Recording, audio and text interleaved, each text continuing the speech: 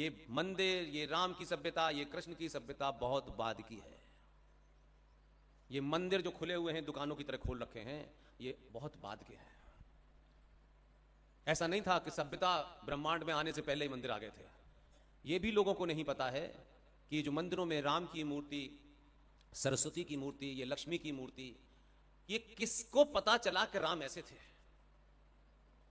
ये लक्ष्मी जी ऐसे दिखती थी, किसने देखा? जिसने लक्ष्मी जी को देखा होगा वही बना सकता है ना कि लक्ष्मी जी ऐसी। तो देखा किसने था? मेरा सवाल में कोई गलती है?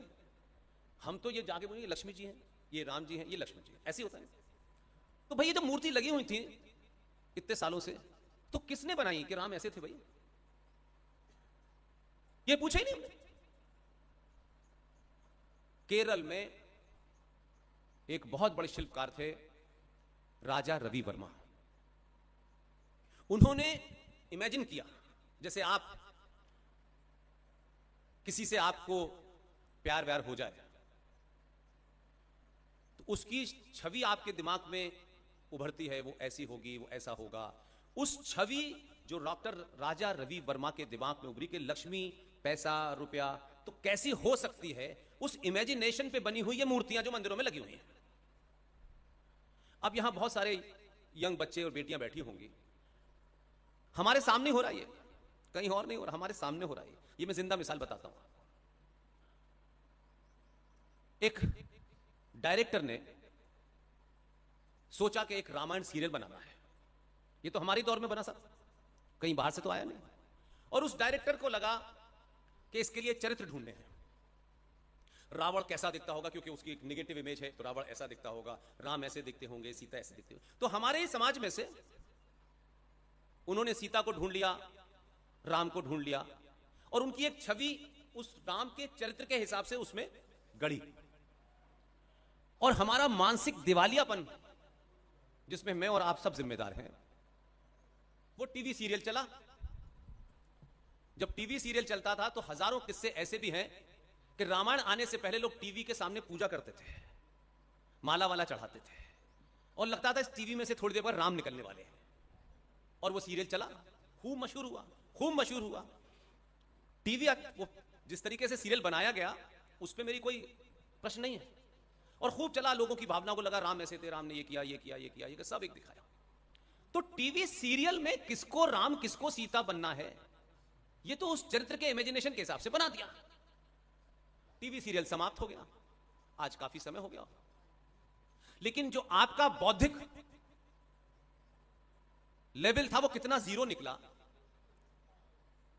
संसद में आप जब किसी को चुनते हैं तो ये मेरा काठियावाड़ी का है, ये वहां का है, ये यूपी का है, ये आसाम का है। आप ये सोच के चुनते हो ना 90%, ये मेरी जाति का है, ये मेरे इलाके का है। ये पूरे देश की बीमारी है। जब आप एमपी और एमएलए को चुनते हो तो उसमें कभी ये देखने की कोशिश की है कि जिसको हम चुन रहे हैं इसमें मेरी और इस राज्य की समस्याओं को समझने की कितनी इसके पास अकल है, और इस समस्या से लड़ने के लिए, इसे दूर करने के लिए इसमें कितना पुरुषार्थ है। तो आप जब चुनते हो तो इलाका, जाति सब चुन लेते हो।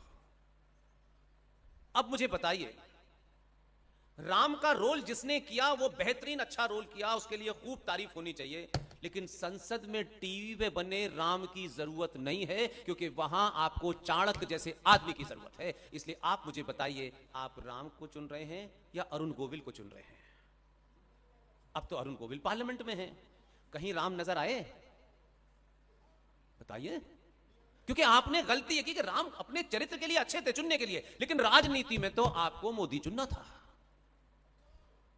जो उस समय की परिस्थिति, चुनौतियों का सामना कर सके। इनसे कैसे लड़ना, ये तीर कमान टेलीविजन पे तो चल सकता था राम जी का, लेकिन संसद में तो यहां से निकला हुआ तीर होगा जो 500 लोगों को समाप्त कर दे। ऐसा आदमी चुनना था ना आपको। तो ये हमारा बौद्धिक, आचार्य चाणक्य के वंशजों का ये बौद्धिक रूप है कि हम टीवी सीरियल में काम करने वाला आदमी पॉपुलर होता है, उसे पार्लियामेंट भेज देते हो। पार्लियामेंट में आपको एक सा आदमी चाहिए कि कोई एक गाल पे चांटा मार के मारे तो वो एक साथ दोनों गाल पे चांटा मार सके।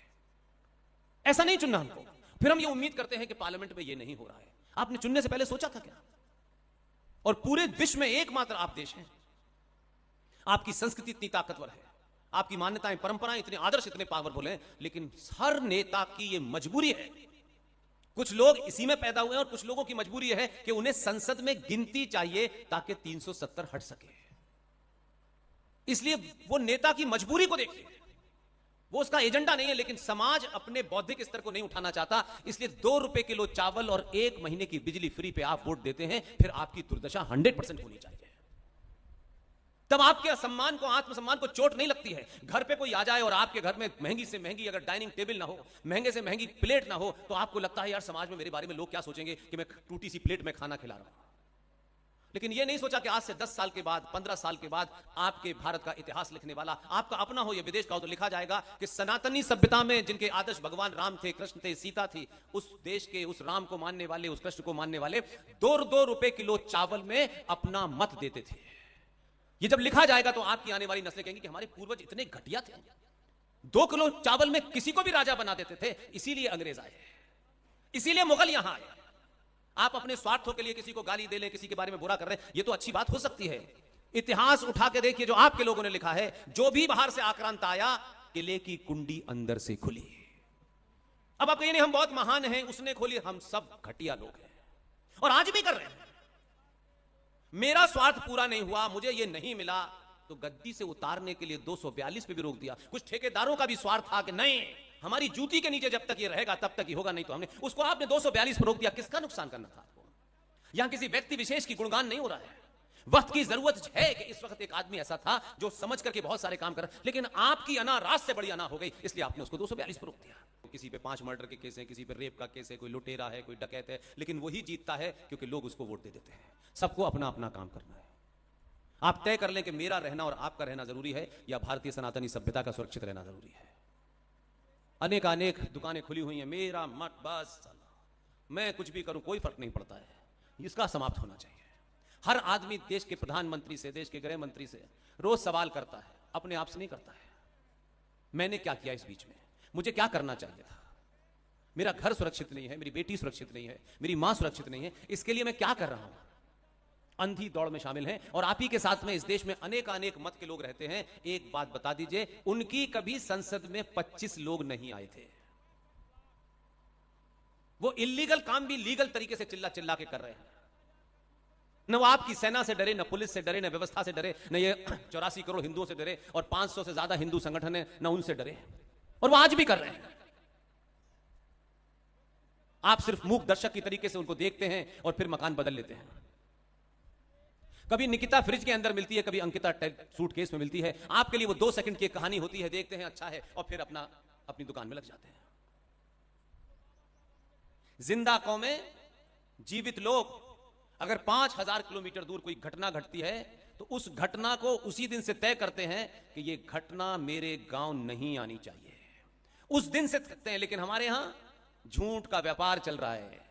हमारे गांव में जब तक नहीं आएगी, जब तक मेरे साथ नहीं होगा, तब तक तो अब्दुल बहुत अच्छा है। ये बीमारी से ग्रस्त हैं आप।